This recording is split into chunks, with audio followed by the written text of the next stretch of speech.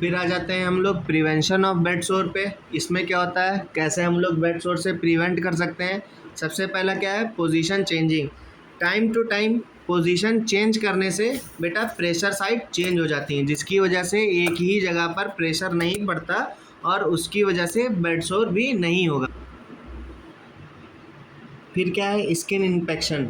मतलब time to time अगर हम स्किन इंस्पेक्शन करते रहेंगे, देखते रहेंगे हमारे स्किन को अच्छे से न्यूट्रिएंट्स मिल रहा है, स्किन केयर दे रहे हैं हम लोग पेशेंट को, तो भी उससे हमें बेड सोर नहीं होता।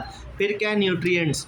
न्यूट्रिशन अगर हमको स्किन को टाइम टू टाइम मिलता रहेगा, बॉडी को मिलता रहेगा, उसकी वजह से भी अच्छे से न्यूट्रिशन मिलने की वजह से हमारी स्किन ड्राइनेस नहीं आएगी और उसकी वजह से प्रेशर अल्सर नहीं बनेंगे।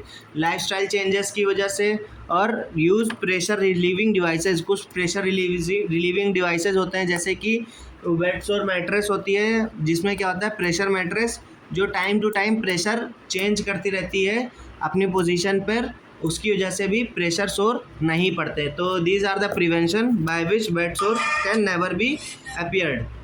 ठीक है। फिर आ जाता है हमारा मैनेजमेंट ऑफ बेड सोर। कैसे मैनेज करना है, चेंजिंग पोजीशन, मतलब टाइम टू टाइम हमको पेशेंट की पोजीशन चेंज करनी है। यूजिंग सपोर्ट सरफेसेस, हमें सरफेसेस के सपोर्ट यूज़ करने पड़ेंगे। क्लीनिंग करनी पड़ेगी स्किन की। कंट्रोलिंग इनकंटीनेंसेस को कंट्रोल करना पड़ेगा, मतलब कंटिन्यूअस उसकी स्किन केयर करनी पड़ेगी। Removal of damage tissue by any chance, अगर स्किन टिश्यूज़ डैमेज हो रहे हैं तो उसको रिमूव करना है। और अगर बाई एनी चांस बेड सोर हो ही गया है तो उसकी अच्छे से ड्रेसिंग करनी है। So these are the management for the bed sore. क्या, पहला हमारा चेंजिंग पोजीशन, मतलब टाइम टू टाइम हम पेशेंट की पोजीशन चेंज करते रहेंगे, उसकी वजह से प्रेशर साइट हमारी चेंज हो जाएंगी और उसकी वजह से बेड सोर नहीं पड़ेगा। फिर क्या है हमारा, यूजिंग सपोर्ट सरफेसेस। बहुत सारी सरफेसेस आती हैं, मैट्रेस आती हैं जो बेड सोर को प्रिवेंट करती हैं, हमें वो यूज़ करनी है। फिर क्लीनिंग, मतलब हमें स्किन केयर करनी है, अच्छे से स्किन क्लीन करनी है। इनकंटीनेंसेस को कंट्रोल करना पड़ेगा, मतलब कंटिन्यूअस उसको स्किन केयर करना पड़ेगा। अगर बाय एनी चांस डैमेज हो जाती हैं स्किन टिश्यूज़ तो उसको रिमूव करना है, और बेड सोर अगर हो गया है तो उसको ड्रेसिंग करनी है। तो इस तरह से हम बेड सोर को मैनेज कर सकते हैं। और भी मैनेजमेंट होते हैं, देखते हैं क्या। Oral antibiotics. एंटीबायोटिक्स क्या करता है बेटा, इन्फेक्शन कम करेगा और वहाँ पर हीलिंग एबिलिटी इंक्रीज़ करेगा।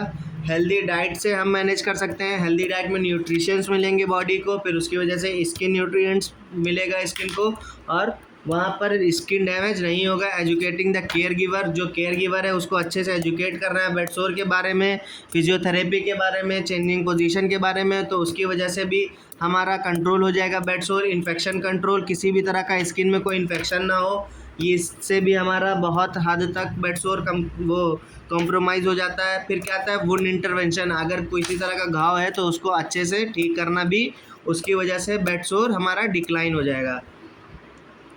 फिर कुछ सर्जिकल मैनेजमेंट आते हैं, जैसे कि टिश्यू फ्लैप। अगर कहीं का हिस्सा ख़राब होकर के सड़ करके निकल गया तो वहाँ पर टिश्यू फ्लैप लगाते हैं, प्लास्टिक सर्जरी करते हैं उस हिस्से की। फिर क्या है, हाइपरबारिक ऑक्सीजन से ट्रीट करते हैं। Topical use of human growth factors, topically use करते हैं, जो ह्यूमन ग्रोथ फैक्टर होते हैं उसको उस रीजन पर लगा देते हैं, जिसकी वजह से वहाँ की स्किन वापस से बनना स्टार्ट हो जाती है।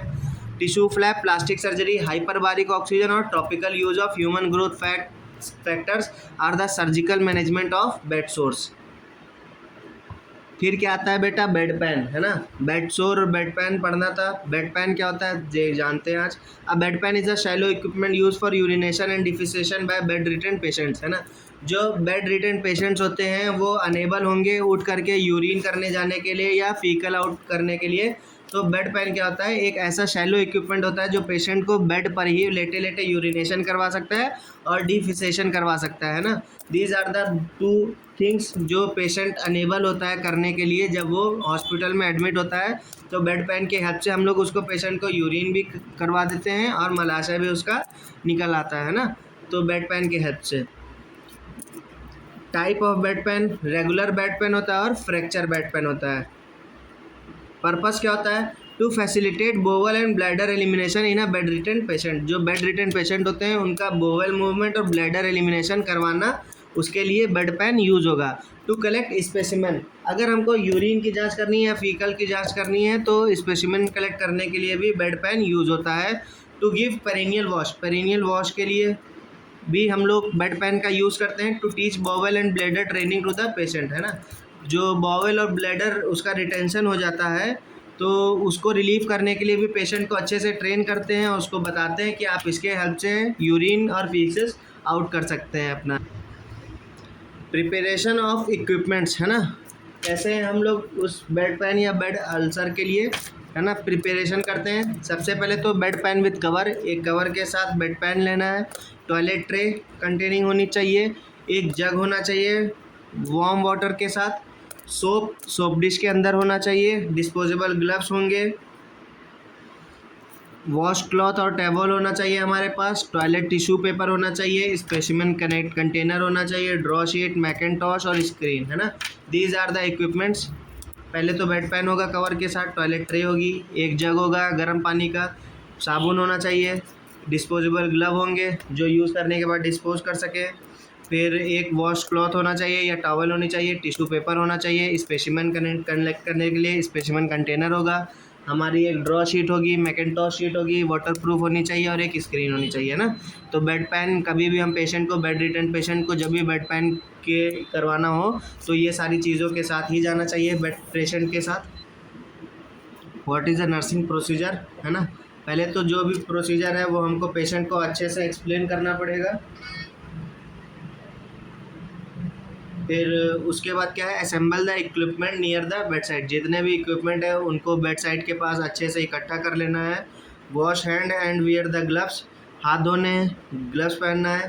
पेशेंट की प्रोवाइड द प्राइवेसी, पेशेंट की प्राइवेसी प्रोवाइड करनी है अच्छे से, किसी भी तरह का एक्सपोजर नहीं होना चाहिए पेशेंट के प्राइवेसी का। Position the bed to a convenient height, patient का जो बेड है उसको एक कन्वीनियंट हाइट जिस पर आप कैपेबल है बेड पैन कराने के लिए उस हाइट तक सेट कर लेना है। Elevate side rails on opposite side, जो साइड रेल्स हैं उनको अपोजिट साइड उठानी है। Roll the draw sheet to the one side if there is a spread sheet mackintosh under the perineum, ठीक है, जो ड्रॉ शीट है उसको एक तरफ रोल करके जो मैकेंटॉश है वो पेरिनियम के नीचे तक उसको फैलानी है। In patient who can move lower limbs ask the patient to flex knees, जो नीचे के लोअर लिम्स हैं अगर वो मूव कर सकते हैं तो उनसे क्या करना है, अपनी घुटने मोड़ लीजिए। Resting the weight on the back और लेग, तो जो वेट है उनका वो या तो पीछे या अपने पैरों के ऊपर रेस्ट कर सकते हैं। And then raising the buttocks, फिर अपने बटक को उठाना है, मतलब पेशेंट से बोलना है कि अपने बटक से उठाइए। Place a regular bed pan with a smooth rounded rim under the patient buttocks, जो बेड पैन है तो उसके एक राउंड रिम रीजन होता है उसको किधर रखना है, पेशेंट के बटक्स की तरफ।